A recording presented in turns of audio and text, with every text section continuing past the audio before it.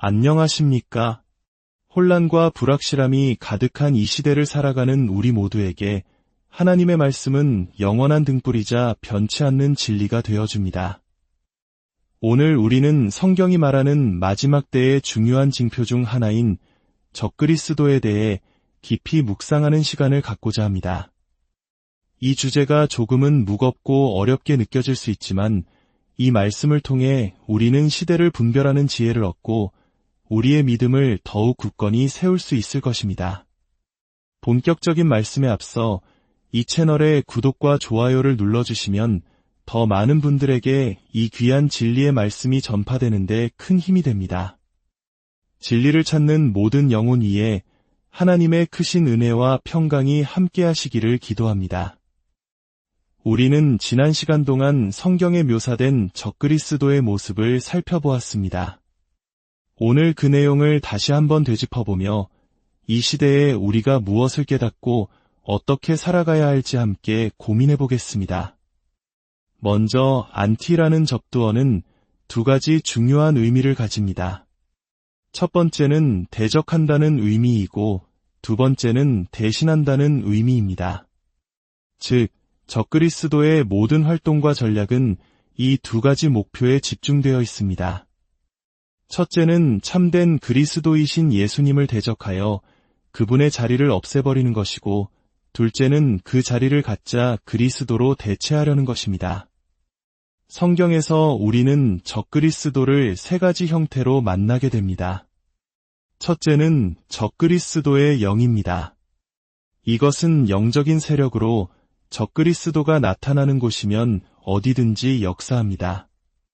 둘째는 많은 적그리스도들입니다. 역사 속에서 수많은 거짓 선지자와 이단들이 이 역할을 해왔습니다. 그리고 마지막으로 이 시대의 끝에 최종적으로 나타날 단 한 명의 존재, 바로 그 적그리스도입니다. 이 적그리스도의 영은 세 가지 뚜렷한 특징을 가지고 있습니다. 첫째, 이 영은 하나님을 전혀 모르는 이교도 문화나 무신론 속에서 시작되지 않습니다. 놀랍게도 하나님의 백성들과의 관계 속에서, 즉 교회 안에서 시작된다는 것입니다. 그들은 우리와 함께 있었으나 결국 우리에게 속하지 않은 자들입니다. 둘째, 이 영은 예수 그리스도께서 누구이신지, 그분의 주장이 무엇인지 명확히 인지하고 있으면서도 의도적으로 그것을 거부하고 배척합니다. 셋째, 이 영은 예수가 메시아, 즉 그리스도이심을 부인합니다. 더 나아가 성부와 성자로 계시된 삼위일체 하나님을 부정합니다. 적그리스도가 하나님을 믿지 않는 것이 아닙니다. 오히려 그는 하나님의 존재를 인정할 수 있습니다. 하지만 그는 아버지와 아들로 자신을 드러내신 우리 하나님을 믿지 않으며 그 진리를 맹렬하게 대적합니다. 성경은 적그리스도를 다른 세 가지 이름으로도 부릅니다. 바로 불법의 사람, 멸망의 아들, 그리고 짐승입니다. 특히 요한계시록에 등장하는 짐승이라는 칭호는 하나님의 어린 양이신 예수 그리스도의 모습과 극명한 대조를 이룹니다. 우리 앞에는 서로 대립하는 두 가지 본성이 놓여 있습니다. 바로 짐승의 본성과 어린 양의 본성입니다. 이것은 단순히 신학적인 개념에 머무는 것이 아니라 우리의 삶에 직접적으로 적용되는 매우 실제적인 문제입니다. 우리는 마지막 때가 가까워질수록 잘못된 방향으로 가라는 수많은 압박에 직면하게 될 것입니다. 타락한 아담의 모든 후손 내면에 잠재해 있는 이 짐승의 본성을 드러내고 발전시키라는 유혹을 받게 될 것입니다. 교만과 폭력, 자기중심적인 욕망이 바로 그것입니다. 그렇기에 우리는 이 마지막 시대를 살아가면서 하나님의 어린 양이신 예수 그리스도의 성품을 따라 살기 위해 더욱 간절히 기도하며 하나님을 의지해야 합니다. 겸손과 온유, 희생과 순종의 삶을 살아내는 것, 이것이 바로 이 시대를 살아가는 성도들의 영적 싸움인 것입니다. 이제 데살로니가후서 두 장 말씀을 함께 살펴보겠습니다. 이 장은 적그리스도에 관한 가장 핵심적인 내용을 담고 있는 부분 중 하나입니다. 데살로니가후서 2장 1절부터 3절까지의 말씀입니다. 형제들아, 우리가 너희에게 구하는 것은 우리 주 예수 그리스도의 강림하심과 우리가 그 앞에 모임에 관하여 영으로나 또는 말로나 또는 우리에게서 받았다 하는 편지로나 주의 날이 이르렀다고 해서 쉽게 마음이 흔들리거나 두려워하지 말아야 한다는 것이라. 누가 어떻게 하여도 너희가 미혹되지 말라. 먼저 배교하는 일이 있고 저 불법의 사람 곧 멸망의 아들이 나타나기 전에는 그날이 이르지 아니하리니 바울 시대에 이미 어떤 사람들은 주의 날, 즉 주님의 재림이 이미 임했다고 가르치며 성도들을 혼란에 빠뜨렸습니다. 하지만 바울은 단호하게 말합니다. 그것은 불가능한 일이라고 말입니다. 왜냐하면 주님의 날이 오기 전에 반드시 먼저 일어나야 할 두 가지 사건이 있기 때문입니다. 물론 이 주제는 해석이 다양하고 논쟁의 여지가 있을 수 있습니다. 성경의 모든 예언 관련 구절들을 완벽하게 하나로 꿰어 맞추는 것은 쉽지 않은 일입니다. 하지만 오늘 본문이 이 말씀은 매우 명확합니다. 주님의 영광스러운 재림 직전에 두 가지 일이 반드시 일어나야 합니다. 첫째는 배교하는 일, 즉 더 어파스터시입니다. 둘째는 그 배교의 결과로 불법의 사람, 멸망의 아들인 적그리스도가 나타나는 것입니다. 여기서 배교를 뜻하는 헬라어 단어는 아포스타시아인데 이는 단순히 믿음이 약해지는 정도가 아니라 이전에 믿었던 진리로부터 완전히 돌아서는 반역과 이탈을 의미합니다. 그리고 성경은 그냥 배교가 아니라 정관사가 붙은 그 배교가 있을 것이라고 말합니다. 이는 역사상 유례없는 거대하고 결정적인 배교의 물결을 의미합니다. 생각해 보십시오. 세상이 적그리스도의 소나기에 넘어가지 않도록 막아주는 가장 강력한 방벽은 무엇이겠습니까? 그것은 바로 진리의 말씀을 굳게 붙들고 있는 교회입니다. 그러나 교회가 진리에서 떠나 배교할 때 그 견고했던 방벽은 무너져 내리고 적그리스도가 세상에 자신의 모습을 드러낼 길이 열리게 되는 것입니다. 그러므로 배교는 적그리스도의 등장을 위한 사탄의 치밀한 전략의 일부입니다. 이제 각자 개인적인 판단을 내려야 할 시간입니다.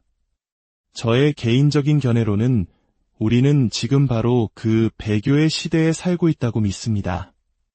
교회 역사를 돌이켜보면 시대를 막론하고 경건하지 못한 사람들이 그리스도의 사역자를 자처하며 부도덕하고 추악한 삶을 산 경우는 늘 있었습니다. 일부 교황들이나 다른 교단의 지도자들 중에도 그런 인물들이 있었습니다. 하지만 근본적으로 과거 교회의 지도자 그룹 대다수는 적어도 공식적으로는 기독교 신앙의 핵심 진리들을 고백하고 수호했습니다. 이는 우리가 사도신경에서 고백하는 내용들입니다. 예수님은 하나님의 아들이시며 동정녀에게서 나셨고 죄 없는 삶을 사셨으며 우리의 죄를 대속하기 위해 십자가에서 죽으셨고 장사된 지 사흘 만에 죽은 자 가운데서 육체적으로 다시 살아나셨다는 진리, 그리고 산자와 죽은 자를 심판하기 위해 영광 가운데 다시 오실 것이라는 진리. 지난 수세기 동안 교회는 하나의 공동체로서 이러한 진리들을 공식적으로는 확언해왔습니다. 비록 어떤 이들은 마음속으로 그것을 온전히 믿지 않았거나 그들의 삶이 그들이 고백하는 믿음과 완전히 모순되었을지라도 그들은 여전히 공식적으로는 이 진리들을 부정하지 않았습니다. 그러나 우리 시대, 특히 지난 수십 년 동안 거의 모든 교단의 지도자들 중에서 이 핵심 진리들을 공개적으로 그리고 공공연하게 부인하는 사람들이 나타나기 시작했습니다. 예를 들어 예수님의 육체적 부활을 신화나 상징으로 치부하며 조롱하는 주교나 신학자들이 등장했습니다. 저는 어느 특정 교단을 공격하기 위해 이 말씀을 드리는 것이 아닙니다. 오늘날 거의 모든 주요 교단들 안에 이러한 핵심 진리를 부인하는 지도자들이 존재하기에 어느 누구도 다른 이에게 손가락질할 수 없는 상황입니다. 공식적으로는 전통적인 교리를 유지하는 교회 안에서조차 수많은 신학자들과 성직자들이 개인적으로는 이 진리들을 믿지 않거나 심지어 사적으로 부인하고 있는 것이 현실입니다. 저는 이것이 기독교 역사상 1세기 이래로 지금까지 단 한 번도 없었던 전례 없는 상황이라고 믿습니다. 그리고 이 배교의 흐름은 아직 정점에 이르지 않았습니다. 앞으로 진리를 믿는다고 고백하는 사람들을 조롱하고 핍박하는 움직임은 더욱 노골적이고 대담해질 것입니다. 그러므로 저는 우리가 최소한 그 배교의 초기 단계에 살고 있으며 그 결과로 그 적그리스도가 나타날 길이 열리고 있다고 믿습니다. 보십시오. 세상은 흔히 유대교, 기독교, 이슬람교를 3대 유일신 종교라고 부르며 하나로 묶으려는 경향이 있습니다. 이 세 종교의 요소들을 적절히 통합하여 모든 사람이 받아들일 수 있는 하나의 거대한 세계 종교를 만들려는 시도가 있을 수 있습니다. 하지만 거기에는 단 하나의 그러나 결정적인 장애물이 있습니다. 바로 역사적 인물 예수 그리스도이십니다. 그분은 말씀하셨습니다. 내가 곧 길이요 진리요 생명이니 나로 말미암지 않고는 아버지께로 올 자가 없느니라. 이 말씀은 오늘날 대부분의 사람들에게 매우 배타적이고 공격적으로 들립니다. 만약 적그리스도의 영이 예수님의 유일성을 제거할 수만 있다면 유대인이든 무슬림이든 명목상의 기독교인이든 누구나 믿을 수 있는 세계 종교로 가는 길이 활짝 열릴 것입니다. 기억하십시오. 종교는 인류에게 영향을 미치는 가장 강력한 단일 세력입니다. 무신론보다 훨씬 더 강력합니다. 실제로 오늘날 무신론은 전 세계적으로 후퇴하고 있습니다. 무신론은 사람들에게 영원한 동기를 부여하는 힘이 없기 때문입니다. 그러나 종교는 그 힘을 가지고 있습니다. 그렇기에 적그리스도는 무신론자나 비종교적인 인물로 나타나지 않을 것입니다. 그는 인류를 조종하고 통제하기 위한 수단으로 어떤 형태의 종교를 사용할 것입니다. 사랑하는 성도 여러분, 그렇다면 우리는 이 시대에 무엇을 해야 합니까? 우리는 변치 않는 진리의 말씀 위에 굳게 서야 합니다. 영들을 분별해야 합니다. 그리고 우리 안에 있는 짐승의 본성이 아니라 어린 양의 성품을 나타내며 빛의 자녀로 살아가야 합니다. 지금 우리가 겪는 혼란과 도전들은 마지막 때가 가까웠음을 알리는 징표입니다. 두려워하거나 낙심하지 마십시오. 오히려 깨어 기도하며 믿음의 허리띠를 동이고 진리의 말씀으로 무장하십시오. 우리 주 예수 그리스도의 은혜와 하나님 아버지의 무한하신 사랑과 성령의 교통하심이 이 말씀을 끝까지 들으신 여러분 모두 위에 이제로부터 영원까지 함께 하시기를 간절히 축원합니다.